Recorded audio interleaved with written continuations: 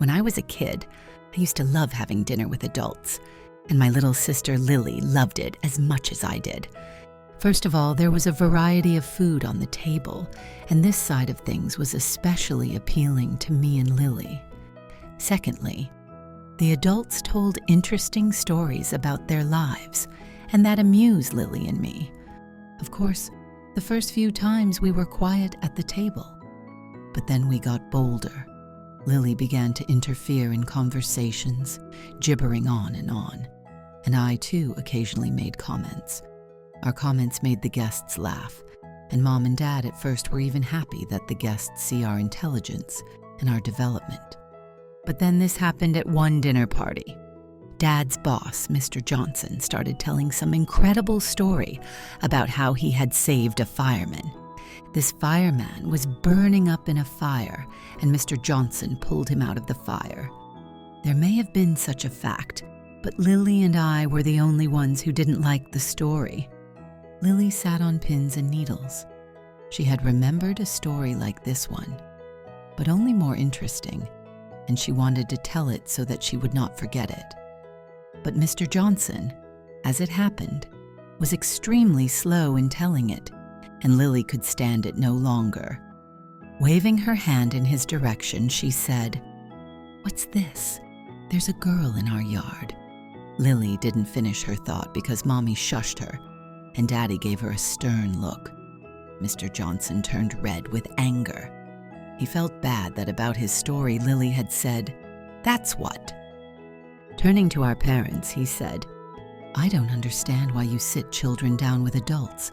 They interrupt me, and now I've lost the thread of my story. Where was I?" Lily, wanting to make amends, said, "You stopped at the fireman who got burned and said thank you. But it's just weird that he could say anything at all, since he was unconscious. There's this girl in our neighborhood." Lily didn't finish her memories again because she got a light slap from her mom. The guests smiled, and Mr. Johnson turned even redder with anger. Seeing that things were going badly, I decided to remedy the situation. I said to Lily, "There's nothing strange about what Mr. Johnson said. Depends on the kind of burned, Lily. Some firemen, even though they're passed out, can still talk. They're delirious and say things they don't know what they're saying. So he said, 'Thank you.' Maybe he meant to say help." The guests laughed, and Mr. Johnson, shaking with anger, said to my parents, "You're not raising your children well. They literally do not give me a picnic, all the time interrupting me with stupid remarks." Grandma, who sat at the end of the table by the coffee pot, said angrily, looking at Lily, "Look, instead of repenting for her behavior, that person has gone back to eating. Look, she hasn't even lost her appetite. She's eating for two." "It's the angry ones that get the blame," Lily muttered. Grandmother did not hear the words, but Mr. Johnson, who was sitting next to Lily, took them personally. He gasped in surprise when he heard it. Turning to our parents, he said, "Whenever I am going to visit you and think of your children, I don't want to go to your house." Dad said, "In view of the fact that the children have indeed behaved with extreme licentiousness and have thus failed to live up to our expectations, I forbid them from this day to dine with adults. Let them finish their juice and go to their room." After finishing our sandwiches, Lily and I left to the laughter and jokes of the guests. And we haven't sat with an adult since then. And after 2 months, Lily and I begged our dad to let us eat with adults again. And Daddy, who was in a great mood that day, said, "Okay, I'll let you do it, but I absolutely forbid you to say anything at the table. One word out of your mouth, and you will never sit at the table again." And so, one day we're at the table again, having dinner with the adults. This time we sit quietly and silently. We know Dad's temper. We know that if we say half a word, he will never let us sit with the adults again. But Lily and I haven't suffered much from this prohibition to speak yet. We eat for the four of us and laugh amongst ourselves. We think the grown-ups were even wrong not to let us talk. Our mouths, free from talking, are full of food. Lily and I have eaten everything possible and move on to dessert. After we ate dessert and drank juice, we decided to take a second round, to repeat the meal from the beginning, especially since Mom, seeing that the table was almost empty, brought new dishes. I took a bun and cut off a piece of butter, but the butter was completely frozen. It had just come out of the refrigerator. I wanted to spread the frozen butter on the bun, but I couldn't. It was like a rock. So I put the butter on the tip of a knife and warmed it over a glass of tea.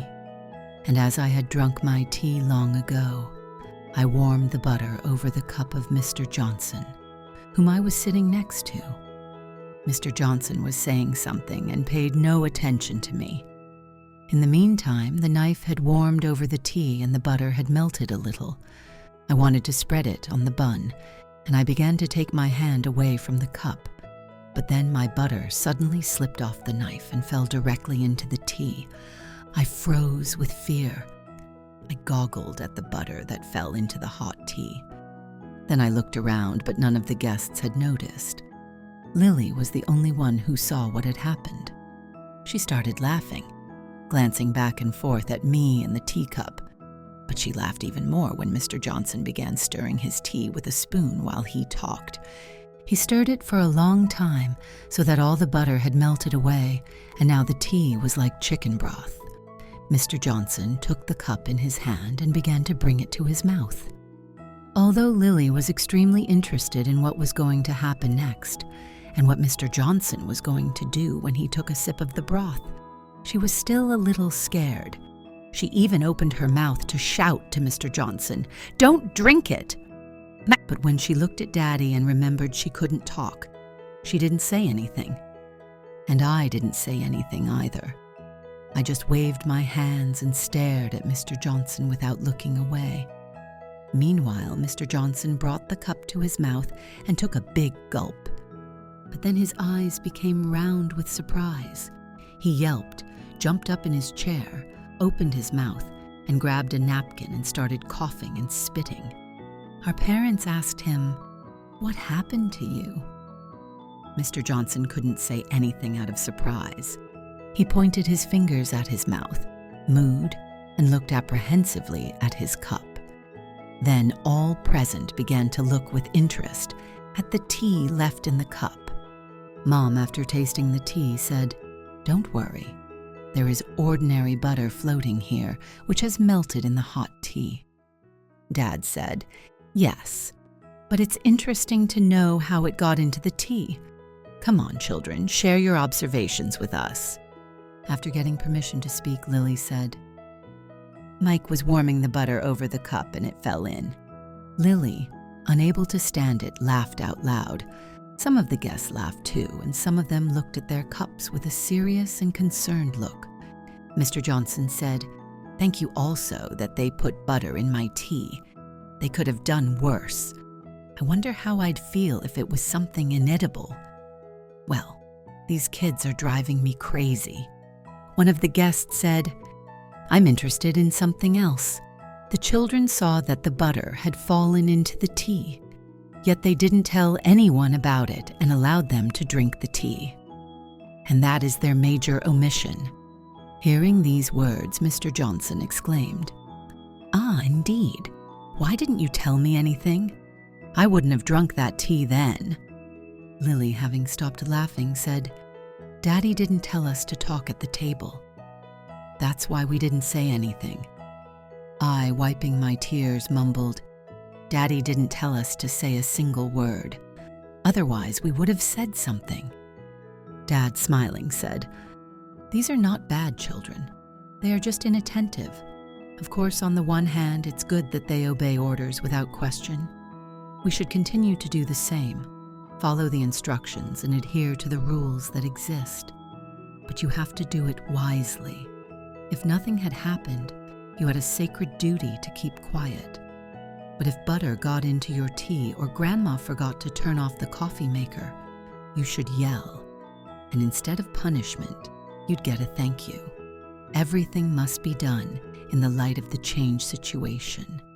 And these are the words you need to remember for the rest of your life. Otherwise, it's ridiculous. Mom said, or, for example, I won't tell you to leave the house.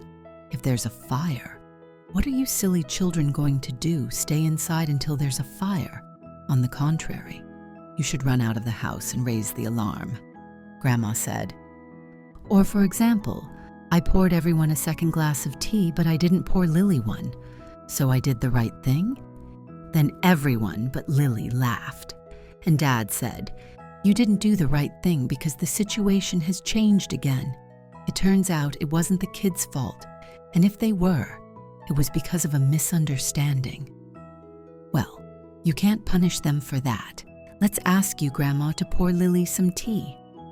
All the guests laughed, and Lily and I applauded. But I guess I didn't understand Dad's words right away. But later, I understood and appreciated these important words. And these words, dear children, I have always adhered to in all cases of life, in personal affairs and at work, and even in difficult situations.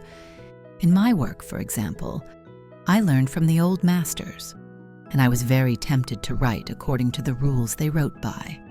But I saw that the environment had changed.